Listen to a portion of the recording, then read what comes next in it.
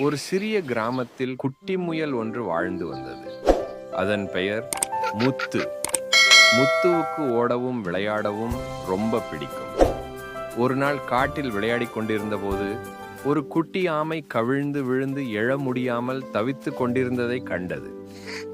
ஆமை அழுது கொண்டிருப்பதை பார்த்ததும் முத்து உடனே ஓடி வந்து, "கவலைப்படாதே நண்பா, நான் உதவுகிறேன்" என்று சொல்லி மெதுவாக ஆமையை திருப்பி நிற்க வைத்தான்.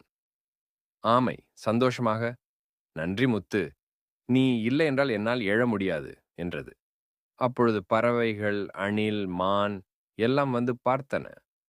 அவையெல்லாம் முத்துவை பாராட்டின. "நல்ல மனசு இருந்தால் எல்லாரும் நண்பர்கள்தான்" என்று மான் சொன்னது. அன்று முதல் முத்து எல்லாருக்கும் உதவி செய்ய ஆரம்பித்தான்.